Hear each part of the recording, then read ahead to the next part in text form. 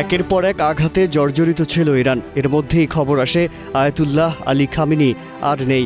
গোটা পৃথিবীবাসীর কাছে একটাই প্রশ্ন, খামেনির মরদেহ তবে কোথায়, কিংবা কোথায় হয়েছে এই নেতার দাফন? যুক্তরাষ্ট্র কি তবে ইরানের সর্বোচ্চ এই ধর্মীয় নেতার দাফনটাও করতে দিচ্ছে না? ইসলামী রীতিতে যে দ্রুত দাফন করতে হয়, তাহলে ইমাম খামেনির জানাজা কেন হচ্ছে না? এ নিয়ে শুরু হয় নানা গুজব। অবশেষে ৯ জুলাই সব সংশয়ের অবসান ঘটে। ইতিহাস লেখে এক মুসলিম নেতার মহাপ্রস্থান। ২৮ ফেব্রুয়ারি যুক্তরাষ্ট্র ইসরায়েলের যৌথ বিমান হামলায় নিহত হন আয়াতুল্লাহ আলী খামেনি। ইসলামী রীতি অনুযায়ী মৃত্যুর ২৪ ঘন্টার মধ্যে দাফনের কথা থাকলেও যুদ্ধ ও নিরাপত্তা ঝুঁকির কারণে তার মরদেহ ৪ মাস হিমাগারে সংরক্ষণ করা হয়।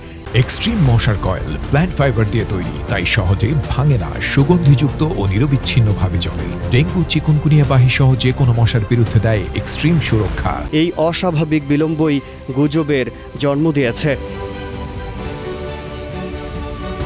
সামাজিক যোগাযোগ মাধ্যমে দাবি করা হয় খামেনির মরদেহ আগেই গোপনে দাফন করা হয়েছে। কেউ বলেন কোমের হজরত মাসুমাহ মাজারে, আবার কেউ এআই তৈরির ভুয়া ছবি ছড়িয়ে বিভ্রান্তি তৈরি করেন। সরকারি গোপনীয়তা এই গুজবকে আরও উস্কে দিয়েছে। পরবর্তীতে ইরান সরকার নীরবতা ভাঙে। সপ্তাহব্যাপী রাষ্ট্রীয় শেষকৃত্যের ঘোষণা দেওয়া হয়েছে। জানানো হয় নিজ জন্মস্থান মাশহাদের হজরত ইমাম রেজার মাজারেই সমাহিত হচ্ছেন খামেনি। আর যুদ্ধকালে দাফনে দেরি করা ইসলামী রীতিতেই আছে, এমন ব্যাখ্যাও দেওয়া হয়েছে। কিন্তু তেহরান, কারবালা বা নাজাফের বদলে ইরানের মাশহাদেই কেন দাফন? মাশহাদ শিয়া মুসলিমদের কাছে অত্যন্ত পবিত্র শহর। এখানে অবস্থিত ইমাম রেজা আলাইহিসসালামের মাজার ইরানের সবচেয়ে গুরুত্বপূর্ণ তীর্থস্থান।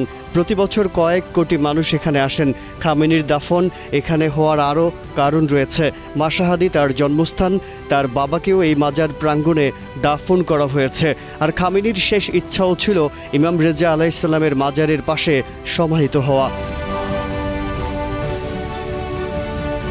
তেহরান, কোম, ইরাকের নাজাফ ও কারবালা পেরিয়ে শেষ হচ্ছে এই বিদায় যাত্রা মাশহাদে এসে। তারপর এই ঐতিহাসিক জানাজা ও দাফন হয়ে ওঠে আরও মহাকাব্যিক। শিয়া আকিদা অনুসারে এই মাজারের সান্নিধ্যে দাফন হওয়া অত্যন্ত মর্যাদাপূর্ণ। ৪ মাসের বিতর্ক, গুজব আর অপেক্ষার অবসান ঘটিয়ে অবশেষে সব ঠিক হয়।